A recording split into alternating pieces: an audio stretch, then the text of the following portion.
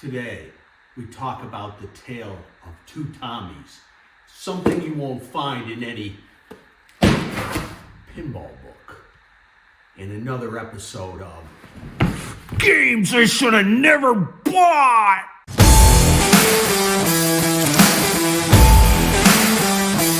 Today at the Ann Arbor Pinball Museum, aka VFW, Vintage Flipper World, we're talking about the tale of two Tommies. Now this Tommy over here is the one you're used to seeing. It is a standard production Tommy. It does have an added color display by Color DMD. And you can see that if you've seen Tommy before, this is pretty much what it looks like. Nothing really to note here. Nothing really to speak of. But what's this? What is this? Notice a different translite. It does look different. It's quite a bit different. We have a standard display in there because this one is running custom software. Because if you notice, look at the plane, it's different. And the plane, the ball comes out of the bomber bay right there and goes between the pop bumpers, which this one does not do that. 3 pop bumpers up there. What? Another 3 pop bumpers here? There's no pop bumpers there on this production one. What is this nonsense? And the colors, look at the graphics here. This is very different than this one. What's going on? I mean, there's a lot of difference.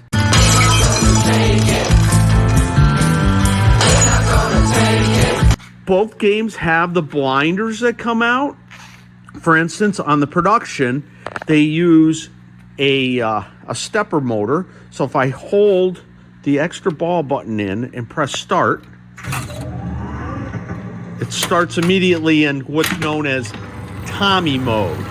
Unfortunately, on this game, I don't have an extra ball button and the software doesn't support that. But this one has blinders also, but they run differently with a different kind of motor. So Tommy mode, and we go into the hole, and we go into Tommy, can you hear me? And it should bring out these guys. Okay, see how they come out? Different. Much different. And hear the chimes? Hear the chime box?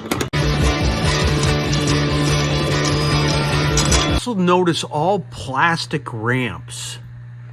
All plastic. And over here, no plastic ramps, all metal ramps. Stainless steel. Habit trails are different. This one just has one habit trail here, one here, and one over here.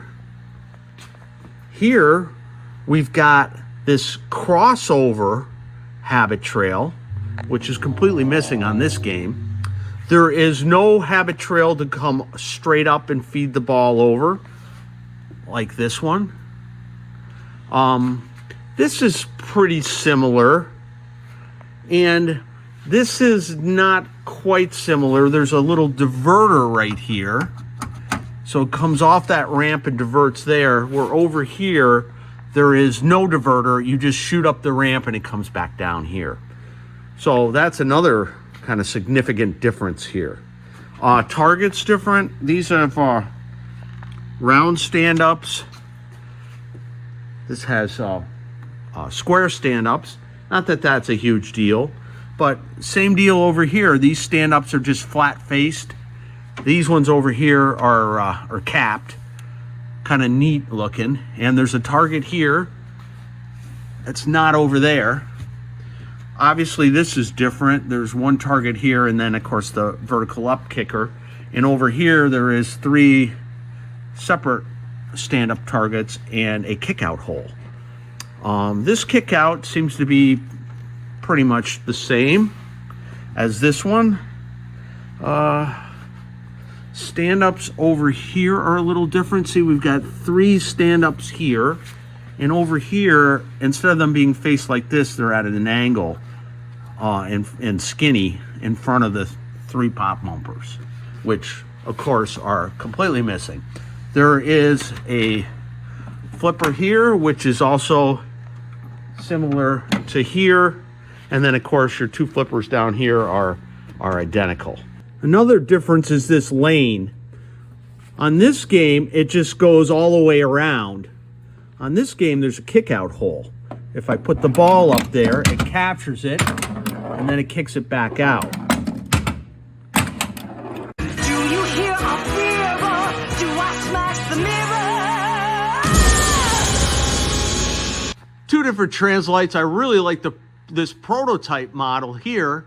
This one I don't like at all. Like, so much don't like it that we're just gonna do away with it. Ta-da! Ha ha ha ha! Ooh, a custom back glass. I think we got this one from BG Resto. Wow, that's a cool looking thing. Obviously not original. This is the original one, but I think it's a big improvement. Where did this game come from? How did it come about? Why is it so different than this production game? Well, they made 10 of these games for the off-Broadway production of Tommy in Dallas, Texas. And allegedly, they showed this game at the Hard Rock Cafe there. There was 10 made, like I said, but 2 of them were destroyed. Well, actually, 1 fell off a truck, so the story goes. And the second one was used in a parade and wasn't really a viable machine. So in theory, there's only 8 of these in existence. Mike Pekak bought them all, the best I could tell. And he would bring them around to pinball shows. This was made in October of '93. I am not entirely sure when he got a hold of them, but through the mid to late 90s, he brought this game to the mini pinball shows, and eventually he just ended up selling them off. So how did I come up with this? Well, that's a bit of a different story.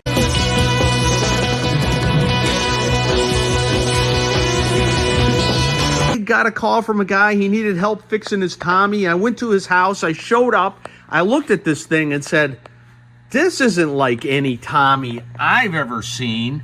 And it was a hot mess.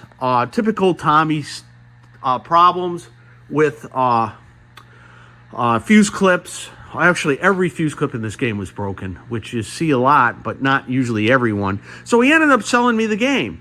And so I thought it would be pretty cool to have the two right next to each other.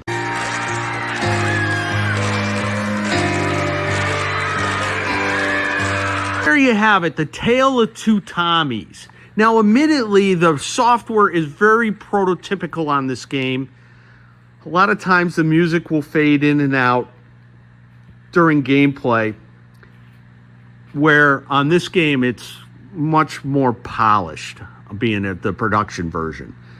But it's a really cool thing that you can probably only find here at the Ann Arbor Pinball Museum, and probably only place you'll be able to play them both right next to each other. And then you can decide which design you like better. Personally, I like the software better here, but I like the features better here on the prototype. It's a really cool thing, and again, you're only gonna find it here at Vintage Flipper World.